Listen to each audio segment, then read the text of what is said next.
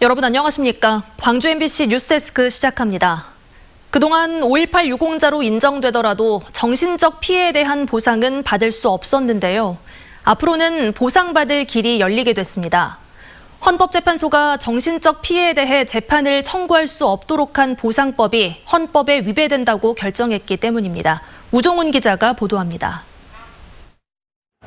광주 민주화 운동 당시 계엄군의 구타와 고문에 육체적, 정신적 피해를 입은 시민들.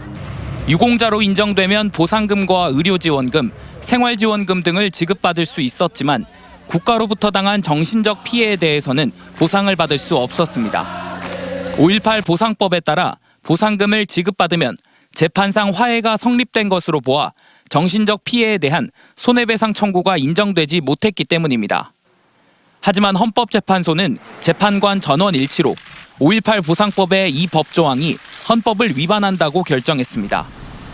헌법재판소는 지난 2019년 광주지법이 신청한 위헌법률 심판에 대해 5.18 보상법 관련 조항에 정신적 손해에 대한 적절한 배상이 이루어졌다고 보기는 어렵다면서 정신적 손해와 무관한 보상금을 지급한 뒤 정신적 손해에 대한 배상 청구를 금지하는 건 헌법상 자유와 권리를 지나치게 제한했다고 밝혔습니다. 5.18 단체는 헌법재판소의 결정을 반기면서도 국가로부터 입은 정신적 피해에 대한 보상을 받을 수 있도록 법조항이 새로 만들어지길 바랐습니다. 입법하여 정신적 손해배상을 법에 허용하는 대로 받을 수 있도록 헌법재판소의 결정에 따라 지난 2018년 5.18 유공자들이 국가를 상대로 낸 정신적 손해배상 청구 소송도 어떤 결과를 낼지 주목됩니다. MBC 뉴스 우종훈입니다. 65세 고령층을 대상으로 한 코로나19 백신 접종이 오늘부터 시작됐는데요. 400여 곳의 위탁 의료기관에서 접종이 가능해져 백신 접종의 속도가 붙을 것으로 보입니다. 또 자녀 백신을 당일 예약해 맞을 수 있도록 시스템 시범 운영이 시작됐는데 혼선이 발생하기도 했습니다. 송정근 기자의 보도입니다. 코로나19 백신을 위탁해서 접종하고 있는 광주 동아병원. 65세 이상 고령층에 대한 아스트라제네카 백신 접종으로 병원이 붐빕니다. 백신 접종을 예약한 시민들은 발열 유무와 혈전제 복용 여부 등 접종에 앞서 전문의의 문진을 받은 뒤 코로나 접종 받으러 오셨는데 현재 뭐 불편한 데는 없으십니까? 뭐 열이 나거나 몸살 있으시거나. 선착순으로 접종을 받습니다. 아무래도 이제 이렇게 돌아다니고 그러면 코로나에 걸릴 위험도 있고 그러니까 바로 이렇게 접종을 했습니다. 접종 대상자인 만 65세부터 74세 어르신은 광주에만 12만여 명. 이 가운데 현재 78%가량이 백신을 맞겠다는 의사를 밝혔습니다. 다음 달 7일부터는 60세부터 64세 시민에 대한 백신 접종이 시작돼 백신 접종 속도가 한층 더 빨라집니다. 70세에서 74세는 예약률이 80%를 넘어섰습니다. 그리고 65에서 69세는 76.9%. 그리고 아직 이제 60세에서 64세는 좀 시작이 늦게 돼서 67.5%입니다. 대상자들은 광주에 위치한 400여 곳의 민간 의료기관에서 아스트라제네카 백신을 접종받습니다. 정부는 위탁 의료기관에서 접종을 하다 생기는 자녀 백신을 접종 대상자가 아닌 일반인에게도 당일 예약해 맞을 수 있게 했습니다. 아직 시범 운영 기간이다 보니 일부 혼선도 발생했습니다. 위탁 의료기관의 실수로 자녀 백신 수량이 잘못 올라갔고 이 자료만 믿고 간 시민들이 헛걸음을 한 겁니다. 조금이라도 백신 접종을 빨리 받아서 가족들한테 좀 부담도 좀 적게 하고 이제 그런 차원에서 그리고 이제 그래서 좀 하루라도 빨리 맞고 싶었는데 이제 이런 오류가 생기다 보니 질병관리청은 65세 이상 고령층 백신 접종을 시작으로 9월 말까지 전 국민의 70% 이상이 백신을 접종받을 수 있게 한다는 방침입니다. MBC 뉴스 송정근입니다. 광주에서 닷새 만에 코로나19 확진자 발생이 한 자릿수로 줄었습니다. 광주시에 따르면 감염 경로가 밝혀지지 않은 확진자 1명 등 오늘 하루 6명의 확진자가 나왔습니다. 이로써 광주시의 누적 확진자는 2,772명으로 늘었습니다. 전남에서는 보성과 한평에서 각각 1명씩 확진자가 발생해 누적 확진자는 1,438명이 됐습니다.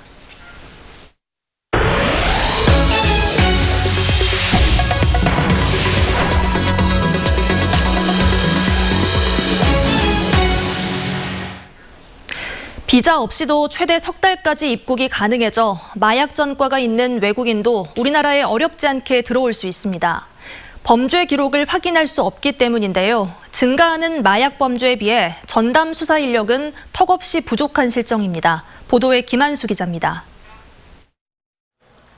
외국인의 국내 입국 제한이 대폭 완화된 건 지난 2000년대 초반. 최대 석 달까지 비자 없이도 국내 입국이 가능해지면서 불법 체류 외국인의 60%가 이 같은 무사증 제도를 악용해 국내에 들어왔습니다. 문제는 마약 전과가 있다 해도 막을 방법이 없다는 겁니다.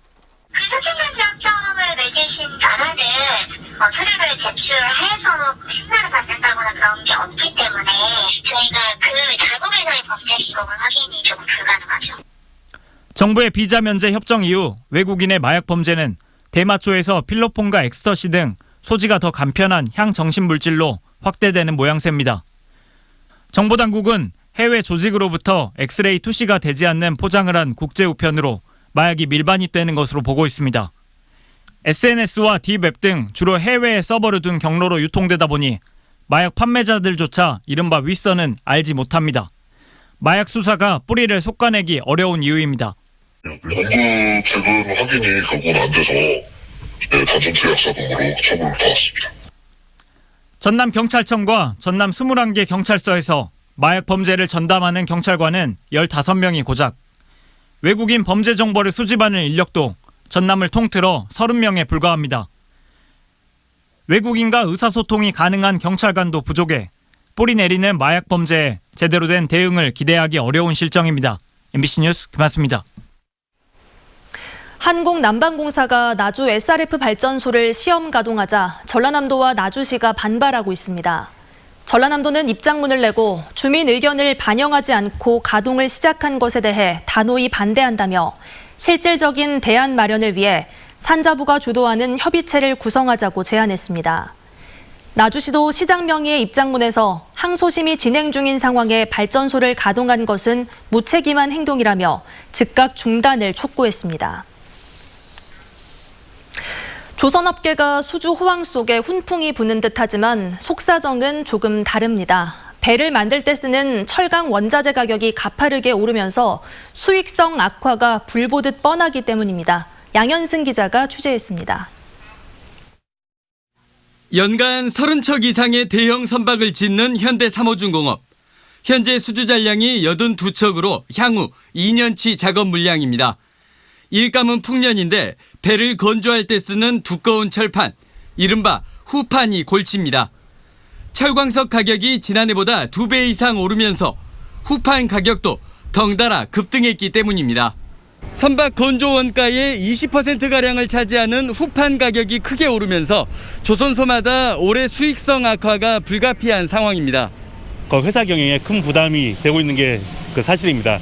이에 우리 회사는 다각적인 비용 절감 활동과 함께 공정 개선 그리고 생산성 향상을 통해 강제가 인상분을 상쇄하고자. 대한조선 등 중형 조선소는 처지가 더 안 좋습니다. 역시 수주 잔량은 넉넉한데 비싸진 후판 가격과 더불어 수급 자체가 걱정입니다. 상당량을 중국 후판으로 써왔는데 중국이 환경 정책 강화를 이유로 철강 생산량을 줄이며 가격이 크게 올랐기 때문입니다. 중국산 후판은 지난해 2, 4분기 기준 톤당 59만 원 선으로 70만 원이었던 국내 가격보다 쌌지만 올 들어 국산 가격을 추월했습니다. 부랴부랴 국내 철강사를 접촉하고 있지만 공급 순위와 협상력에서 대형 조선소에 밀리고 있습니다. 지금의 국산 후판 가격도 부담인데 하반기에는 톤당 100만 원 이상 오를 것으로 전망되는 등 앞날은 먹구름투성입니다. 지난해처럼 연간 20만 톤만 쓰더라도 후판 가격이 10만 원만 올라도 200억 원의 손익 차이가 생기기 때문입니다. 수급에 문제 없도록 좀 해달라는 요청을 계속 할 수밖에 없는 그런 상황입니다. 이제 대형 조선소 위주로 먼저 수급이 다 돼버린다면 중형 조선소로 가는 이제 강제 물량들이 좀 어려움을 겪을 수가 있다. 더욱이 선박을 다 만든 뒤에야 50% 안팎의 대금을 받게 되는 이른바 헤비테일 수주 탓에 선박 건조 비용을 스스로 충당해야 하는 것도 경영 압박 우려를 키우고 있습니다. MBC 뉴스 양현승입니다. 5.18 민주화운동 당시 전남도청을 사수하기 위해 항쟁을 벌였던 시민군의 넋을 기리는 부활제가 열렸습니다. 오늘 오후 6시 광주 금남로에서 5.18 당시 최후까지 계엄군에 맞선 5월 영령들의 넋을 기리기 위해 만장을 들고 상여를 맨 시민들의 행진 등 부활제가 열렸습니다. 이번 부활제에는 5.18 구속 부상자회가 초청해 정운천 성일종 의원이 보수정당으로는 처음으로 참석했습니다. 윤상원 열사의 일대기를 담은 그림 전시회가 개막했습니다. 이번 전시에서는 윤상원 열사의 생애를 수묵화로 표현한 하성읍 작가의 작품 12폭이 공개됐고 전시회는 다음 달 13일까지 열릴 예정입니다. 한편 행사를 주최한 아시아문화원은 홍보 포스터에 일부 문구가 삭제된 것에 대해 담당 직원의 실수였다며 공식 사과했습니다. 광주시가 도시철도 2호선 공사 구간의 불법 주정차를 집중 단속하기로 했습니다. 광주시는 지하철 공사 구간이 확대되면서 불법 주정차로 인한 교통 불편이 심해지고 사고 위험도 증가함에 따라 혼잡 구간의 불법 주정차 단속을 강화하고 점심시간 단속 유예도 해제한다고 밝혔습니다.